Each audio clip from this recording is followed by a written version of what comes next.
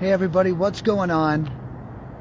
Nicholas Nick here, the excited entrepreneur, and I'm just checking in for sunset out here in Laguna, and man, what a miraculous trip this has been so far. And so, one thing I wanted to reach out to you guys about today, little cold calling content, if you will, is how to disposition a lead. What are the right dispositions? When do we put them down as wrong number? When do we follow up with them again? Excuse this insane hair. My goodness, give me just a second while I do something here. Here we go. There it comes. It's coming to life. Okay, that's close enough.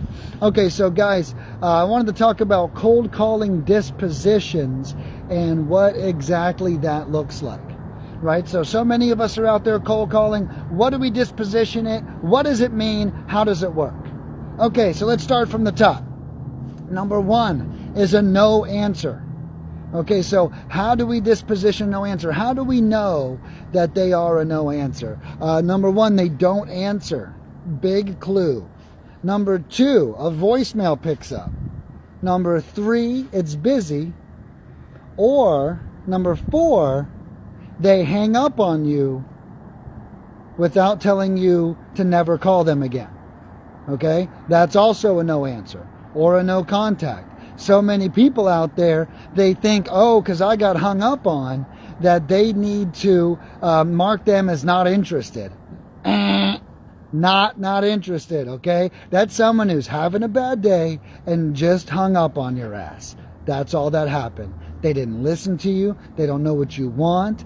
They just hung up on your ass.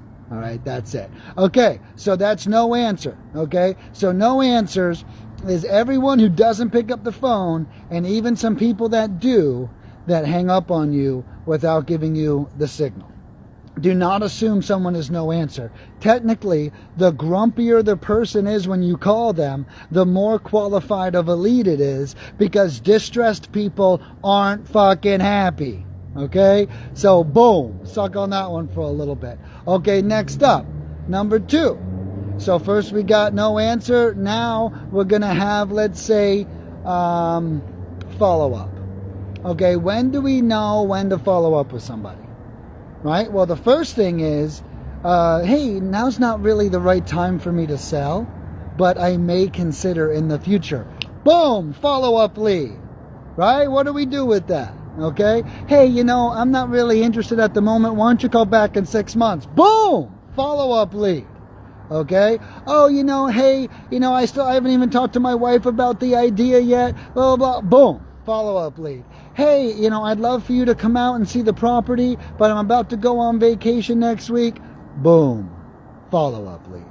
Okay? So anyone who basically talks to you and has a welcoming tone and doesn't tell you to fuck off, you better follow up with them. Right? You got to get out there. We got to get after it. Right? If these people are on the phone with you and they're having a sunny disposition, that means they must want to talk about something. Right? So follow-up leads. And then how do we handle the follow-up lead? What exactly do we do? How does it work? Okay? So the follow-up leads are, you got to call them back. I always say call them in half the amount of time that they want to be called back in. They say, call me back in a month. You call in 2 weeks. They say, call me back in 2 months. You call them in 1 month. And you know what else I say? Is that you just give them a little follow-up soon after. Look at this thing. This whisker I got growing out of my face here. This gray hair from hell. But so, you follow up with them. You got to keep calling them. And you never know. You never know. You're in this business to make money. Okay? And the truth is, most people that are selling stuff to you, they actually want to sell it to you, whether they know it or not right now. So it takes your persistence to really get them there. Okay? So that's a follow-up lead. The next kind of lead that we get is not interested. Okay, when do we mark a lead not interested? Well, I'll tell you when. When they actually tell you that I am not interested in selling my house, nor will I ever be. Okay? And then even not interested, I call monthly. Right? Once a month, give them a shout, chat with them, and see what you can do. Maybe they change their mind. Maybe their plumbing burst in their house. Maybe their wife has just left them. Okay? We don't know what happened. Right?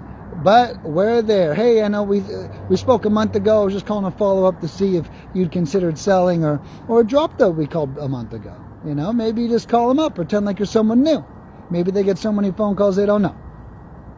All right, so not interested. When someone clearly tells you that they're not interested, and still we treat it like a follow-up lead, you still got to call them back over some time period. Okay, next one. Do not call. Right? That seems like an easy one. Whenever somebody says do not call, or I'm on the do not call list, or don't ever call me again, or take me off the call list, or anything like that, then you just make sure you put them on your personal do not call list. Okay? Whenever someone says it to me, look, put me on do not call list, blah, blah, blah, blah, blah. Look, you know, we're not here to argue with anybody, and I'll get in a bad mood anyways if I do. So I call these people up and I say, okay, hey, yeah, no worries, sir. I will never, ever call you again. Some people ask me how to be added to a do not call list so people stop calling them. And sometimes I tell them, I say, well, hey, check out these websites, and if you Google it, you can go here, and then you can go there. Like, who gives a shit? You know? I had one guy tell me, hey, I might sell you my house now, since you told me how to do that. You know, so something to consider whenever working with these people is the do not call list. So then our next up would be a motivated seller. So when are they a motivated seller? So they're a motivated seller whenever they talk to you on the phone. Whenever hey, yeah, I'm sorry to bother. I'm looking for the owner of 123 Sycamore Street. Yeah, that's me. Hi, yeah. My name's Nicholas, and I invest in real estate in the area. And I was wondering if you've ever considered selling? Yes. Boom. Motivated seller. Motivated to do what? We don't fucking know. But they're motivated. Okay? So you got to keep your head in the game and wonder, how are we going to do this? How are we going to flip this? What can I do for this person? Is it retail? Is it distressed? Is it motivated? Do they just want a lender? Do they want to upgrade the house themselves? How can I serve this person? Maybe I refer them to a lender and a contractor, and they remodel their own house, and I get $2,000 in commissions from the contractor and the lender referral. Who knows? Who knows how we make money? I don't fucking know. Figure it out. Whenever these people are talking to you, you got to figure out how to generate income off of them. That's why we're doing lead generation. Okay? It's not called lowballing lead generation. It's called lead generation. It's your job to figure out how to handle every single one of these leads. Okay? So when someone says that they're interested in selling, they're motivated. Now, motivated to do what? That's irrelevant. You got to figure that out. That's the next step. Motivated to do what? Okay? That's your next step in the evolution. So then, motivated seller. Next up, we got a buyer lead. Okay? So buyer leads, these are great. These are people who say things like, hey, I actually own a couple properties in the area. Or they're people who say, which property? Or people that say, what state are you in again? What state are you looking for houses in? That means they own houses in multiple states. It's amazing. Build the relationships. Whenever you hear any of those triggers out there, you need to make sure that you're hitting it up. You need to make sure that you are out there questioning, let's talk about, are you an investor? Oh, very cool. Well, look, I actually cold call hundreds of people a day, and I would just love an opportunity to work with you if that's possible. Okay? So really figure out how to penetrate these leads. When I get a buyer on the phone, I ask them what type of properties they like to buy, if they're still investing in the area, where they like to invest in the area, what zip codes they prefer to work in, how they get their funding, all that fun stuff. So really go after them and get the buyers. Okay? And when you talk to them, don't let them go. You know, we tell ourselves all kinds of things. Don't let them go. Keep them on the phone. Don't talk to them about the house. Talk to them about something else, okay? Talk to them about the other properties they own.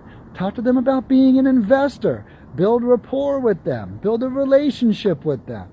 That's all you got to do, okay? Make them love you, and you win. All right. Next, okay, so what do we got? We've done a lot now. We've got no answer. We've got follow-up. We've got motivated seller. We got buyer. And we've got, maybe that's all of it. Okay, so next up, we are going to have a networking opportunity. Like, these are things you should never stow away. There's people out there that you're going to cold call who all they want to do is serve you. They want to work with you. They want to help you. There may be a locksmith who's inside ugly houses all day long. Maybe they know people who are distressed. Maybe it's a police officer who arrests people all the time and knows that their house is going to go into pre-foreclosure because they're in jail. You never know why. You never know. But how can these networking opportunities serve you? And these are, I guess you would probably call them bird doggers, is I would say a shitty word for them, but it's a relationship that can potentially make you, it's a relationship that can potentially make you a lot of money if you nurture it correctly. Now the truth is that's every relationship. Everyone you run into is going to be able to benefit you. If you leave a strong enough impact and you tell them clearly about what you do and they like you, whenever they know somebody who's in that situation, anyone that you have a relationship with, they're going to say, hey, check out my boy Nick. Check out my girl Sally. You don't even know what she's got. All kinds of stuff. Okay? So that's a couple of things, and that was a networking opportunity. Don't pass those up. People say these aren't leads. Bullshit. Everything's a lead. Go out there and get it. Your job's to make money, not to sit here and judge whether something's going to make you money. Go after there and get it. And I promise, with the right attitude and the right resources, you are going to make money. Okay, so what else we got? Motivated seller, buyer, follow-up, not interested, do not call. Guys, I think that's everything. I think we touched on almost every lead type that there is. And these aren't isolated to cold calling. This is lead generation in general, especially as it deals with real estate. But I really appreciate all you guys tuning in, saying hello, visiting with me. I've been trying to drop cold calling tidbits all month long, and I'm going to keep them coming as I can think of them. And then soon enough, we will all be calling cold calling masters, and we'll be able to generate leads, and our next part would be converting them. Okay, because I'll be honest with you, I know I'm a lead generator. I'll tell you right now, it's easy to get the lead. What you're doing with it is the hard part. Okay, and that's something I'm going to start getting into. Systems, processes, how do we maximize this? What do we take it to? How does it work? All right, so stay tuned, guys, and we're going to keep the content flowing. This is Nicholas. I am peacing out with this beautiful sunset from Laguna Beach. It does not get any better than that. Thank you guys so much. Bless you.